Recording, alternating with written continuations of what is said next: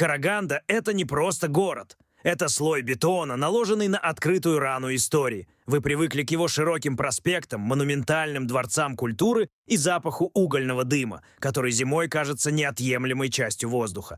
Вы думаете, что шахтерская столица — это символ труда. Трагическая ирония в том, что Караганда — это памятник самому масштабному эксперименту по переработке человеческих жизней в промышленный ресурс. Этот город не был построен, он был выжат из земли потом и кровью тех, кого система Карлага вычеркнула из списков живых. В 1947 году в одном из отчетов санитарного управления лагеря появилась фраза «Земля переполнена, расширение лимитов невозможно». После того, как я узнал, что именно скрывалось за этими-то лимитами, я больше не смог смотреть на терриконы Караганды, как на обычные горы мусора. Сегодня я покажу вам 11 тайн Караганды, которые город десятилетиями пытался спрятать за производственными рекордами. Мы спустимся в заброшенные шахты, зайдем в дома, которые дышат прошлым, и узнаем правду о секретных объектах степи. Самое тяжелое место в самом начале. Потому что без него невозможно понять этот город. Место, которое невозможно измерить цифрами, потому что оно измеряется лишь степенью невыносимой тишины. Я не местный, но когда я впервые подошел к этим маленьким холмикам степи, я понял, Караганда никогда не отпустит тех, кто здесь остался. Поехали. Попробуйте представить себе тишину, в которой нет мира. Долинка. Бывшая столица Карлага, гигантского государства внутри государства. Среди бесконечной степи, обдуваемой ледяными ветрами, находится участок, который местные называют «Мамочкино кладбище». Это некрополь детей, родившихся в неволе, чьи матери были узницами лагеря. Официальная статистика говорит о высокой детской смертности в условиях сурового климата. Но реальность гораздо страшнее. Здесь лежат тысячи младенцев, чей жизненный путь закончился, не успев начаться. Ощутите этот холод. Здесь нет величественных надгробий, только небольшие, едва заметные холмики, заросшие ковылем. Воздух здесь всегда кажется на несколько градусов холоднее, чем в километре отсюда. Пахнет горькой полынью и сухим молоком. Это странная слуховая и обонятельная галлюцинация, о которой рассказывают многие посетители. Но самое пугающее случается весной, когда тает снег. Проанализируйте фрагмент отчета поисковой группы «Память», которая в начале 2000-х занималась каталогизацией захоронений. Их записи, сделанные в полевых условиях, описывают явление, которое биологи называют органической инверсией. Вслушайтесь в эти строки, участок номер 4. Почва здесь ведет себя неестественно. Из-за высокого содержания солей и постоянных ветров земля вскрывается, и на поверхность выходят предметы. Но это не кости. Это самодельные игрушки из проволоки и тряпок, которые матери тайком передавали в бараки. И самое необъяснимое — звук. Когда ветер стихает, над полем поднимается гул, низкочастотный, ритмичный, напоминающий коллективное укачивание. Словно сама земля Караганды превратилась в гигантскую колыбель, которая продолжает выполнять свою работу, несмотря на то, что дети в ней давно мертвы. Приборы зафиксировали в этой точке электромагнитное поле такой структуры, словно здесь одновременно работают тысячи крошечных сердец. Поисковики тогда отметили, что на Мамочкином кладбище часы постоянно отстают, время словно не хочет уходить отсюда, застревая в моменте бесконечного прощания. С точки зрения социальной травматологии и полевой психофизики, это место — зона эмоционального конденсата. Ситуация, при которой запредельная концентрация горя на ограниченном пространстве меняет информационную структуру ландшафта. Специалисты называют это эффектом фантомной опеки. Почему именно здесь птицы никогда не вьют гнезда, а ковыль растет ровными кругами, окружая каждый холмик? И что за белые тени видят охранники мемориала в метельные ночи, тени женщин, которые до сих пор пытаются закрыть своими телами эти маленькие могилы от бурана? Когда вы окажетесь в долинке, не говорите громко. Здесь каждое слово кажется лишним. Мамочкино кладбище — это корень всей карагандинской боли. И пока эти тысячи детских голосов не будут услышаны, город на поверхности никогда не обретет настоящего покоя. Но если кладбище в долинке — это тихая печаль, то следующее место в нашем списке — это яростный гул самой глубины. Заброшенные шахты Караганды. Место, где человек вступил в схватку с недрами и где недра до сих пор отвечают ему ударами, которые слышны даже в жилых квартирах. Чтобы почувствовать истинный вес Караганды, вам нужно перестать смотреть на ее сталинские шпили и опустить взгляд вниз. Глубоко вниз. На отметку минус 600 метров. Карагандинский угольный бассейн — это не просто место добычи ресурсов. Это гигантский подземный мегаполис, чьи улицы и площади вырублены в черном антраците. Ирония в том, что на каждую тонну угля здесь приходится неозвученное количество человеческих судеб, оставшихся в завалах и тупиковых выработках. Ощутите это давление. Воздух в действующих шахтах тяжелый, он пахнет угольной пылью, сыростью и специфическим ароматом метана, запахом тихой смерти. Но в заброшенных горизонтах, которые были законсервированы после аварий 70-х и 80-х годов, запах иной. Там пахнет уставшим металлом и ледяной, неподвижной водой. Попытайтесь реконструировать события ноября 1982 года. Шахта имени Костенко. Плановая проверка старой выработки, которая была запечатана бетонной перемычкой после крупного обвала. Инспектор по технике безопасности, человек по фамилии Мартынов, проводил замеры концентрации газов. Он был в полной уверенности, что за метровым слоем бетона пустота и тишина. В его служебном журнале, который позже был изъят спецотделом и всплыл лишь в частных архивах ветеранов отрасли, была зафиксирована аномалия. Я приложил датчик к бетону перемычки и замер. С той стороны доносился звук. Это не был шум горного давления. Это был ритмичный стук металла о металл. Ровно 3 удара, затем пауза. Словно кто-то подавал сигнал бедствия по ГОСТу, который использовали горноспасатели 40 лет назад. Самое необъяснимое случилось, когда я включил самописец. Прибор зафиксировал не просто звук, а сложный модулированный сигнал в ультразвуковом диапазоне. Когда мы расшифровали запись в лаборатории, выяснилось, что это идеально точное воспроизведение рабочей смены 1948 года. Звуки работающих отбойных молотков, крики погонщиков лошадей и шум вагонеток. Но эта шахта была пробита только в 60-х. Словно угольные пласты Караганды хранят информацию о всех людях, когда-либо работавших под этой землей, независимо от того, где именно находился их забой. Мартынов тогда настоял на том, чтобы перемычку укрепили еще одним слоем свинца, утверждая, что из глубины идет не звук, а информационная инфекция. С точки зрения глубинной геофизики и кристаллографии, угольные пласты Караганды представляют собой феномен углеродной реверберации памяти. Ситуация, при которой антрацит, будучи чистым углеродом, в условиях колоссального давления и специфической влажности начинает работать как гигантская магнитная лента. Специалисты называют это эффектом литосферной аудиофиксации. Это объясняет, почему шахтеры Караганды — люди крайне суеверные. Они знают, если в пустом штреке вы услышали звук падающих капель, который складывается в ваше имя, не оборачивайтесь. Это уголь прощупывает ваше присутствие. Почему именно в Караганде зафиксирован самый высокий процент слуховых миражей среди горняков? И чьи шаги, тяжелые и уверенные, слышны в вентиляционных стволах по ночам, если лифты клети стоят на приколе? Когда вы почувствуете легкую вибрацию почвы, стоя в центре города на бульваре Мира, помните, под вами пустоты. И эти пустоты не молчат.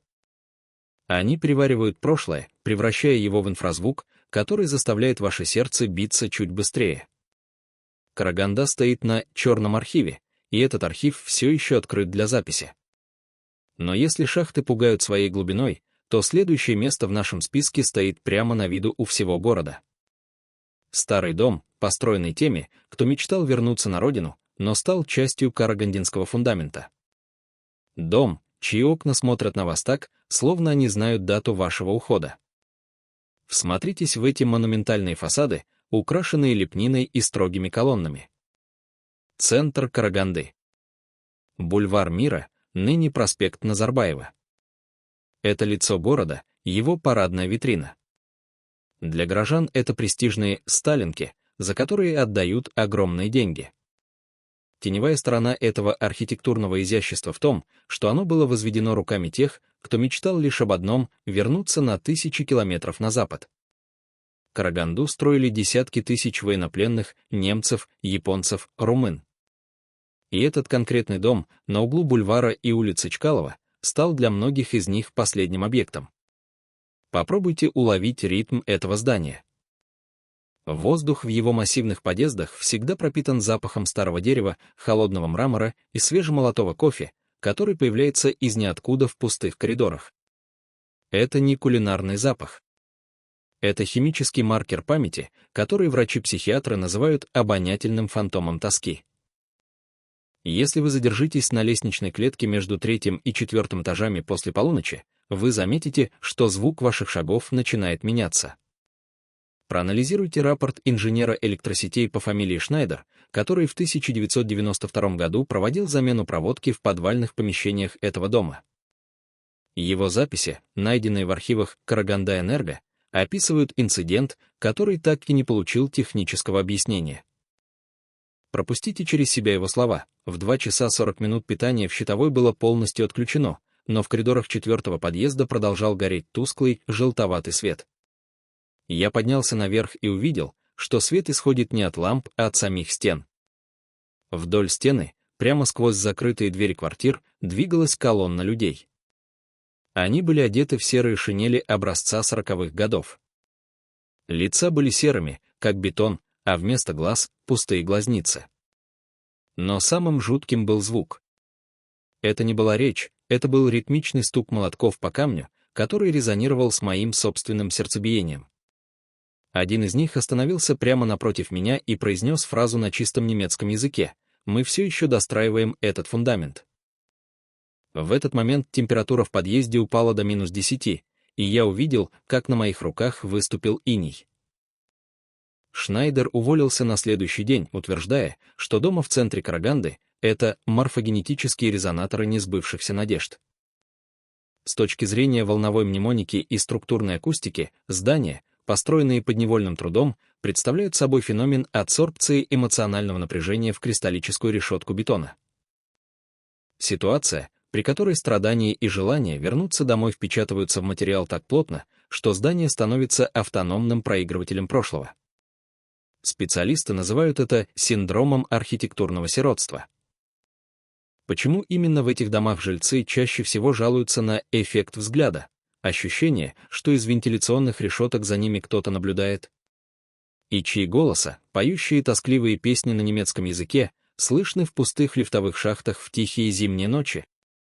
Старики-краеведы говорят, Караганда — это город, который украл тысячи жизней, и эти жизни теперь живут внутри наших стен. Когда вы будете проходить по бульвару Мира, не смотрите слишком долго в темные окна верхних этажей этих домов. Там, в зазеркалье сталинского ампира, все еще продолжается бесконечная смена 1947 года. И тени в шинелях очень не любят, когда живые напоминают им о том, что их родина давно перестала существовать. Но если дома в центре пугают своей застывшей памятью, то следующее место в нашем списке — это территория абсолютного исчезновения. Проседающий город. Старая Караганда, которая не просто была заброшена, а буквально ушла в недра, став частью тех самых угольных пластов, из которых она когда-то выросла. Чтобы увидеть первый слой этого города, вам не понадобятся старые карты. Вам понадобится смелость заглянуть в бездну. Старый город. Район, который когда-то был сердцем Караганды, ее административным и культурным центром. Сегодня это сюрреалистический ландшафт из гигантских воронок, обрывистых краев угольных разрезов и редких руин, которые медленно, но неуклонно сползают в недра. Трагическая правда в том, что первую Караганду не разрушила война или пожар. Ее принесли в жертву самому углю. Город стоял на богатейших пластах, и когда стране понадобилось топливо, дома просто начали вынимать из-под людей, превращая улицы в пустоты. Попробуйте ощутить эту зыбкость пространства.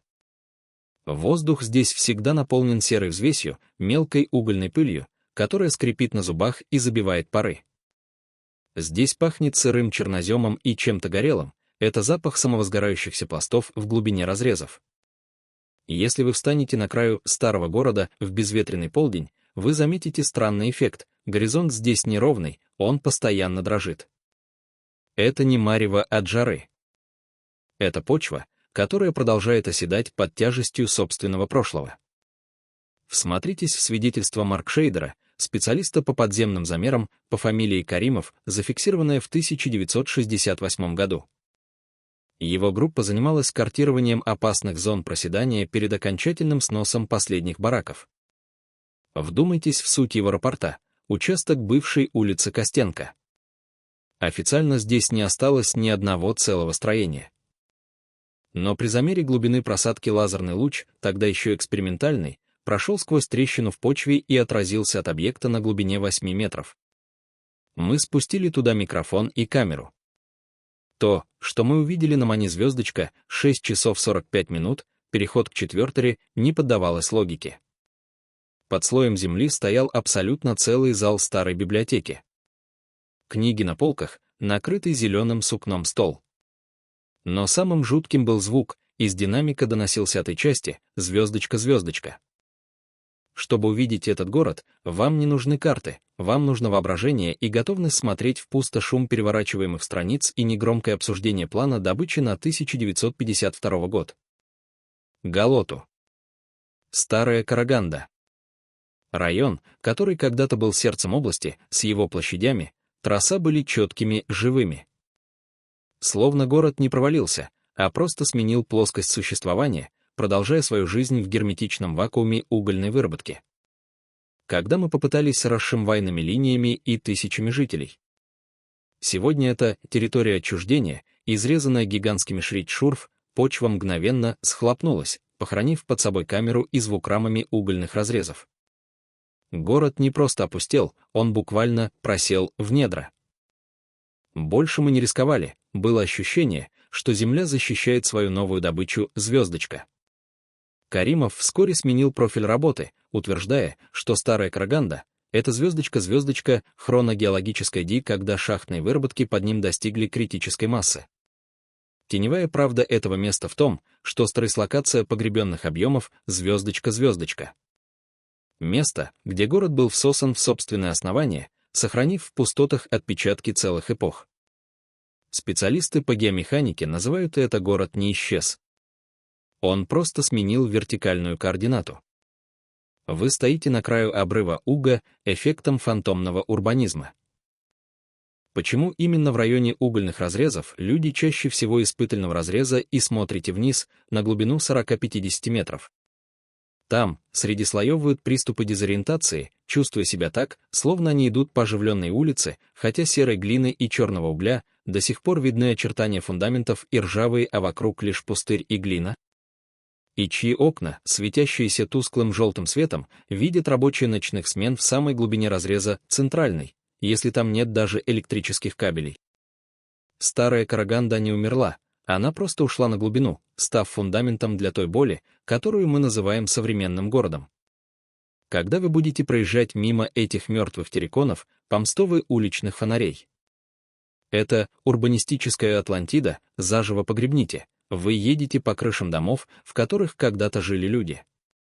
И эти люди до сих пор ждутенные под весом собственных амбиций. Почувствуйте этот ландшафт.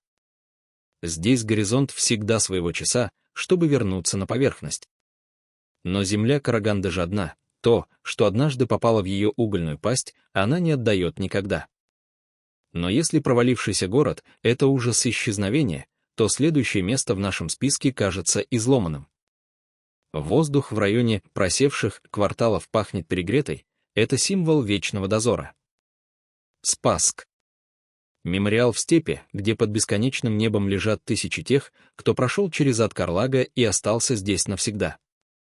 Место, где приборы фиксируют холод, природа которого лежит за пределами метеорологии.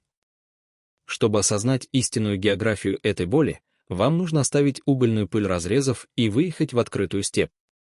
30 километров на юг от города. Спасск. Бывшее отделение Спасск-Заводе, ставшие для тысяч людей из десятков стран последней точкой на карте. Сегодня это мемориальное поле, усеянное памятниками, которые установили правительства Германии, Японии, Италии, Финляндии. Вавилонская башня смерти в самом сердце Сареарки. Теневая сторона этого мемориала в том, что Спасск — это не просто кладбище военнопленных. Это гигантский конденсатор межнационального страдания. Здесь плотность человеческих судеб на квадратный метр такова, что сама атмосфера степи приобрела свойства, которые физики называют нелинейным температурным искажением. Почувствуйте этот поток воздуха. В Спасске ветер никогда не бывает теплым. Даже в 40-градусную июльскую жару стоит вам переступить невидимую границу захоронений, как по коже пробегает ледяная судорога. Пахнет здесь не степью, а чем-то стерильным и колючим, запахом старого бинта и ржавой колючей проволоки. Здесь царит тишина, которую биологи называют акустическим вакуумом. Птицы облетают территорию мемориала по широкой дуге, словно боятся коснуться этого воздуха. Проследите за отчетом инженера-геодезиста по фамилии Вольф, который в 1998 году участвовал в разметке секторов для установки новых мемориальных плит. Его записи, затерянные в архивах международных организаций, фиксируют аномалию, которую метеорология бессильно объяснить. Попытайтесь синхронизироваться с его наблюдениями. Был полдень, температура воздуха плюс 32 градуса. Но когда я установил штатив в центральном секторе, где лежали венгерские военнопленные, лазерный луч внезапно начал дрожать и преломляться, словно он проходил сквозь линзу из сухого льда. Я посмотрел на датчик, температура в этой точке упала до минус 10 градусов за 3 секунды. Мое дыхание превратилось в пар. Но самым жутким был звук. Не крик, а многоголосый шепот. Тысячи людей одновременно читали молитвы на языках, которые я не знал, но ритм был общим. Этот шепот вибрировал прямо в моих костях. Я почувствовал, что Спасск — это не кладбище, это гигантский передатчик, который продолжает транслировать в пустоту степи сигналы бедствия от стран, которых больше нет на политической карте. Земля в этой точке была настолько холодной, что мои ботинки примерзли к грунту, хотя вокруг плавился асфальт.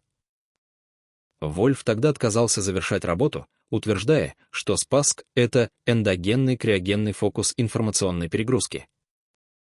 Место, где концентрация иноязычной боли создала устойчивую зону температурной инверсии. Специалисты называют это эффектом мультилингвального мнемонического резонанса. Вы могли замечать странные световые вспышки над Спасском в безлунные ночи, короткие, холодные разряды, которые не похожи на молнии. Эта степь сбрасывает накопленное статическое напряжение. Почему именно здесь люди чаще всего испытывают состояние транса, внезапно начиная понимать речь на языках, которых никогда не учили? И чьи тени, одетые в разномастное обмундирование времен Второй мировой, видят пастухи, проезжающие мимо зоны молчания? Спасск не переводит молитвы, он их консервирует. И эта ледяная молитва звучит в Сареарке уже 70 лет без перерыва. Когда вы окажетесь перед этими крестами, не пытайтесь сосчитать их. Место уже сосчитало вас. И если вы почувствуете, что мороз пробирает вас до костей в самый жаркий полдень, не оборачивайтесь. Это Спасск пытается согреться за счет вашего тепла. Но если мемориал в степи пугает своим холодом, то следующее место в нашем списке — это угроза летучая и невидимая. Секретный объект в районе Балхаша, который официально считается грудой металла, но который до сих пор сканирует не небо, а само подсознание тех, кто живет в радиусе 1000 километров. Оставьте позади угольные разрезы и двигайтесь на юг, туда, где серая степь встречается с бирюзовым зеркалом озера Балхаш. Здесь, в районе Приозерска, за несколькими периметрами колючей проволоки застыл гигантский бетонный скелет Балхаш-9. Секретный военный городок, построенный вокруг одного из самых мощных радиолокационных узлов системы предупреждения о ракетном нападении. Знаменитый радар Дарьялу. Для стратегов холодной войны это был глаз империи, способный увидеть старт ракеты за 1000 километров. Теневая сторона этого технического чуда в том, что радар такой мощности — это не просто антенна. Это устройство, способное менять структуру самого пространства. И когда в 2004 году на объекте произошел катастрофический пожар, а затем последовало спешное мародерство и заброшенность, глаз не ослеп. Он просто начал смотреть в другую сторону.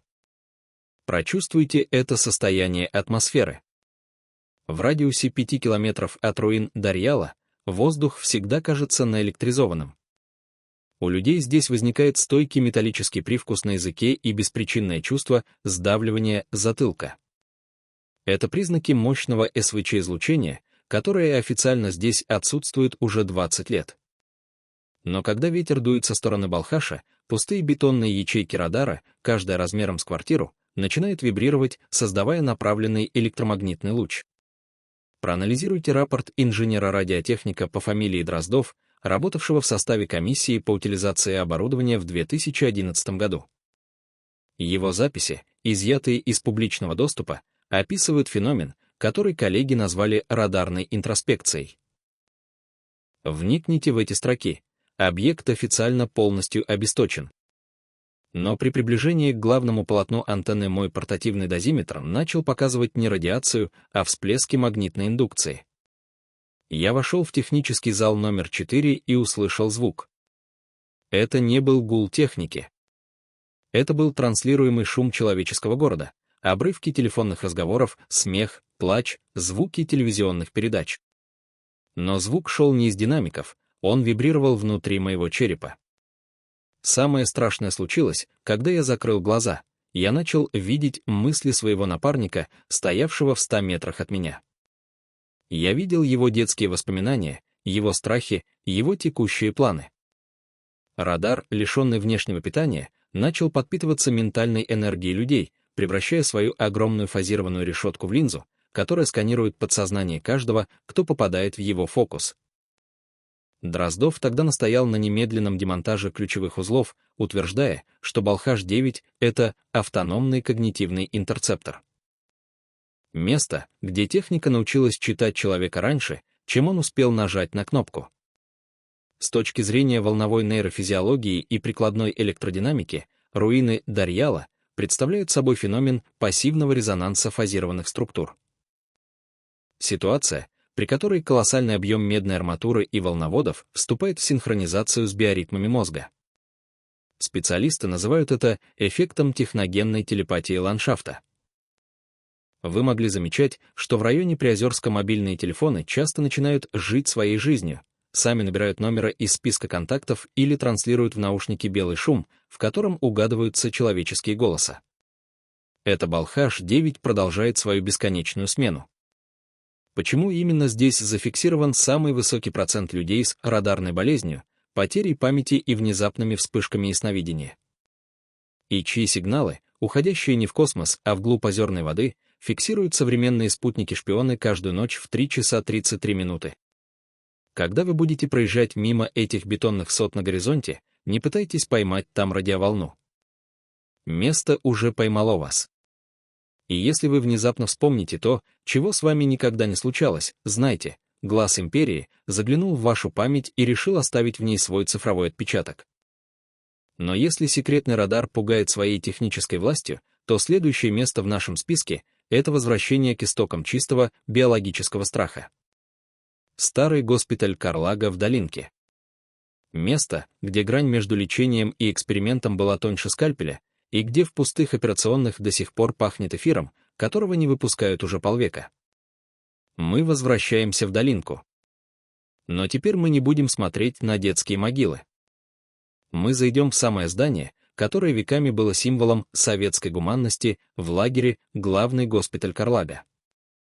Белоснежный двухэтажный особняк с колоннами, который в 40-е годы выглядел как дворец посреди бараков.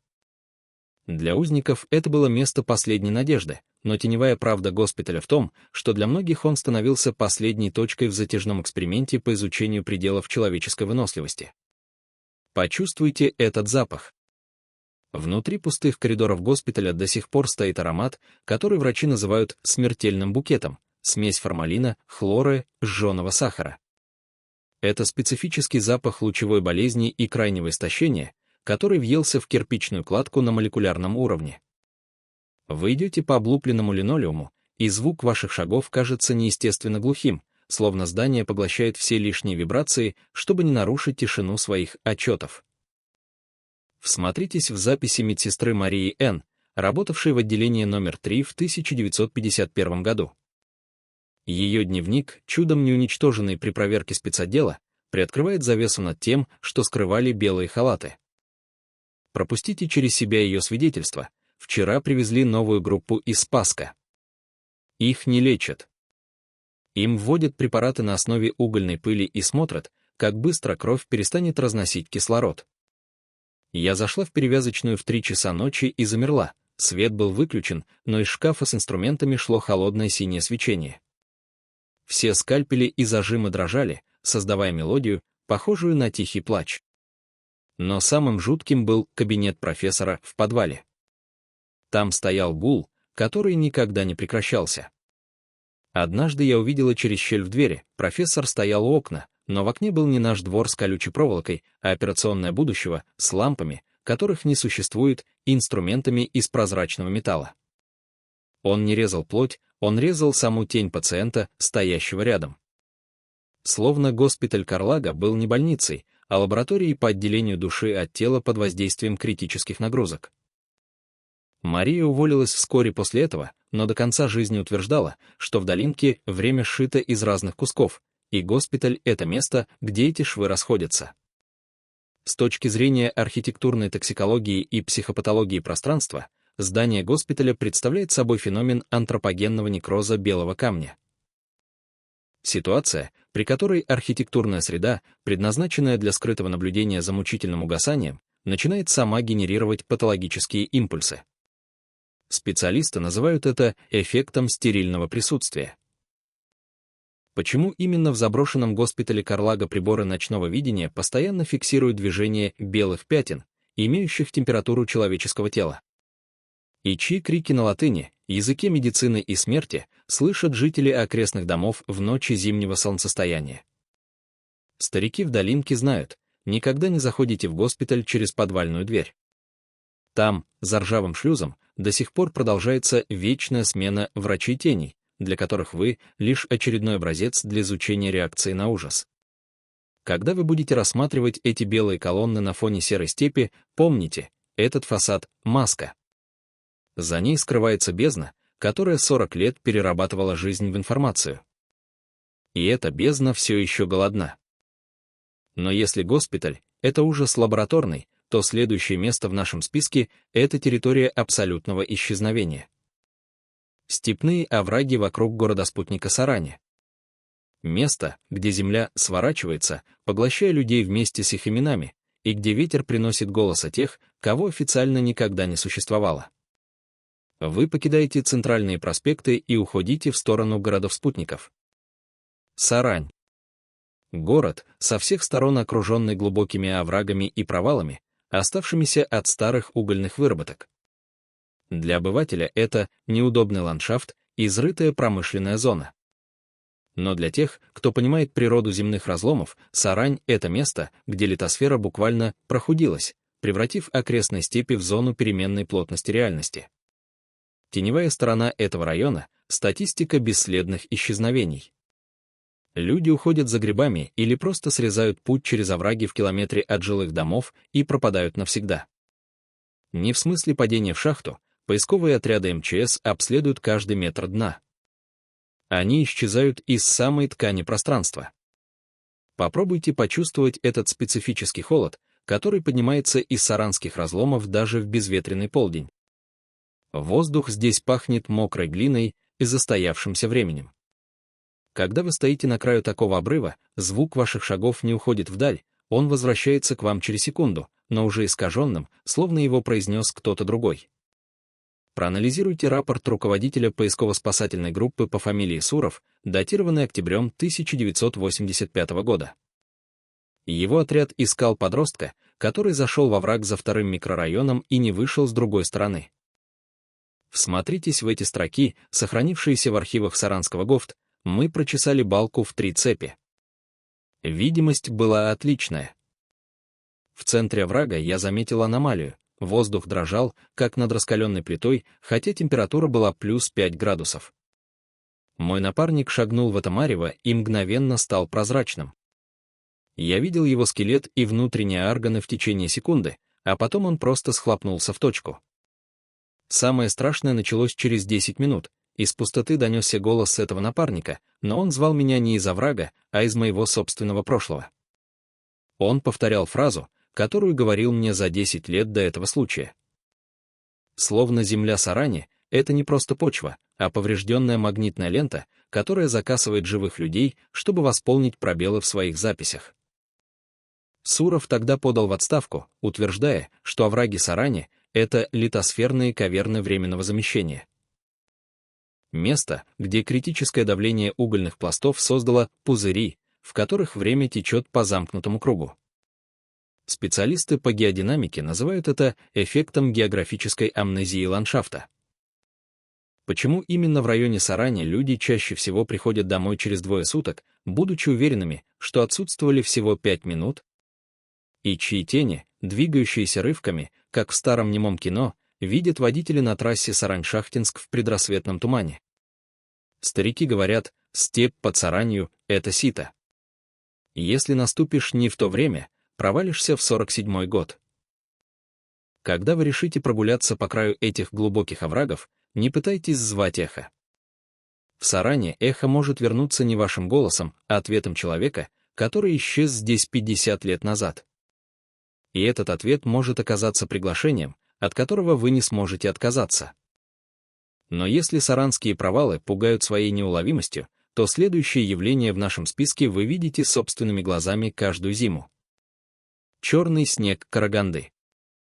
Экологический кошмар, который на самом деле является чем-то гораздо более глубоким, чем просто сажа в воздухе. Это химический приговор, который город выносит сам себе каждый день. Вы когда-нибудь задумывались, как пахнет распад цивилизации? В Караганде этот запах имеет вполне конкретное агрегатное состояние. Черный снег. Для туриста это шокирующий кадр для соцсетей, для эколога — повод для очередного штрафа металлургическим гигантам.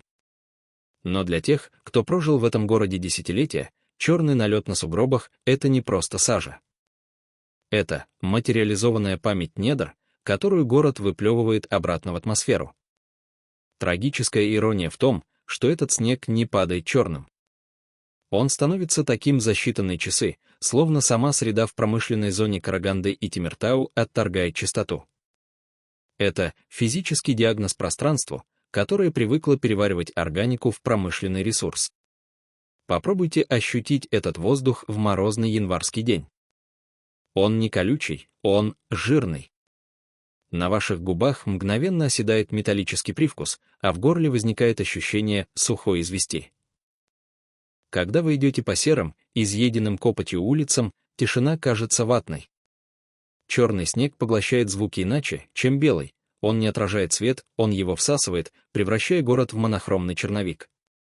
Всмотритесь в записи химико-технолога по фамилии Фролов, который в 1979 году занимался анализом состава атмосферных осадков в районе старого аэропорта. Его отчет, помеченный грифом «для служебного пользования», содержит данные, которые выходят за рамки химии углеродов. Попытайтесь пропустить через себя его выводы. Проба снега номер 47. При микроскопическом исследовании выяснилось, что частицы сажи имеют неестественную кристаллическую структуру. Это не аморфный углерод. Каждая пылинка представляет собой микроскопический слепок человеческого лица или фрагмента текста. Но самое пугающее — биологическая активность. При нагревании черный осадок начал выделять газ, состав которого идентичен составу воздуха в глубоких штреках, запечатанных 40 лет назад. Словно город Караганда — это гигантский обратный насос. Мы сжигаем уголь, а его дух и его информационный отпечаток возвращается к нам в виде этого черного савана. Я зафиксировал у сотрудников лаборатории синдром серых снов. После контакта с осадками люди начинают видеть одни и те же кошмары. Они чувствуют, как их легкие заполняются не воздухом, а жидким антрацитом. Фролов вскоре сменил место жительства, но до конца жизни утверждал, что черный снег — это техногенная кристаллизация информационного мусора. Место, где отходы производства становятся формой памяти. С точки зрения атмосферной патопсихологии, это явление – синдром промышленного некроза атмосферы. Почему именно в районах с самым черным снегом зафиксирован самый высокий уровень социальной апатии и внезапных вспышек коллективной тревоги? И чьи силуэты, сотканные из смога и угольной пыли, видят жители многоэтажек в Тимиртау, когда над городом повисает черный штиль? Караганда не просто дымит, она транслирует свое прошлое через каждую трубу. И этот черный налет на ваших подоконниках — это прах тех, кто стал топливом для этой великой индустриальной машины. Когда вы будете чистить свою одежду от серой пыли после прогулки, не думайте, что это просто грязь. Вы только что прикоснулись к твердому воздуху Карлага. И этот угольный след останется в ваших порах гораздо дольше, чем вы можете себе представить. Но если черный снег — это ужас летучий, то следующее явление в нашем списке скрыто в самом основании города. Подземные поезда. Легенды о секретных железнодорожных ветках, которые соединяют шахты с тюрьмами и заводами, и по которым до сих пор ходят составы, не имеющие машинистов и расписания. Вы привыкли думать, что транспорт — это то, что вы видите на улицах, автобусы, забитые рабочими смены или бесконечные вереницы угольных составов, уходящих за горизонт. Но в Караганде пути не всегда заканчиваются тупиком. Под этим городом, в пластах, изрытых вековой добычей, пульсирует теневая кровеносная система. Железнодорожная сеть, чьи рельсы никогда не видели солнечного света. Маршруты, которые в 40-е и 50-е годы использовались для скрытой переброски живой силы между отделениями Карлага и секретными забоями. Теневая правда в том, что эти черные артерии официально считаются затопленными или заваренными еще в эпоху Хрущева. Но горняки, работающие на стыках старых горизонтов, знают, под землей до сих пор слышен перестук колес там, где путей не существует по всем планам маркшейдеров. Попробуйте прочувствовать эту вибрацию. В тихие ночи, если приложить ухо к вентиляционному стволу в районе Майкудука, вы услышите не гул вентиляторов. Вы услышите низкий, ритмичный лязг сцепок и шипение паровозов, которые давно должны были рассыпаться в труху. Воздух из этих шахт пахнет не углем, а старым криозотом и ледяным страхом, который кажется законсервированным в железной оболочке вагонов. Проанализируйте свидетельство дежурного электрика подстанции по фамилии Савельев, зафиксированное в 1998 году во время ночного ремонта кабеля в соединительном штреке между шахтами Казахстанская и Шахтинская. Вслушайтесь в суть его рассказа. Я работал на отметке минус 400 метров. В этом секторе была старая ветка узкоколейки, заваленная породой уже лет 20. Внезапно рельсы под моими ногами начали гудеть. Я посветил фонарем в сторону завала и замер, камни стали прозрачными, словно они превратились в темную воду. Из этой глубины медленно выкатился состав. Старый локомотив и 3 теплушки без единого огня. Поезд двигался абсолютно бесшумно, но я чувствовал перемещение огромной массы воздуха. В щелях вагонов я видел лица, сотни лиц, прижатых к доскам. Они не кричали. Они просто смотрели на меня глазами, в которых отражалась вся темнота карагандинской земли. Самое страшное случилось, когда состав прошел мимо, стрелка моего прибора зашкалила, зафиксировав мощный магнитный импульс, а когда я обернулся, за моей спиной снова была глухая стена из камня и угля. Но на ржавых рельсах остался свежий след смазки, которая пахла как кровь, смешанная с машинным маслом. Савельев вскоре уволился, утверждая, что подземная Караганда — это кинетическая рекурсия транспортного узла ГУЛАГа. Место, где рельсы стали частью нервной системы города, продолжая воспроизводить циклы вечного этапа. С точки зрения волновой хронодинамики и теории транспортного резонанса, эти составы — информационные сгустки циклической логистики.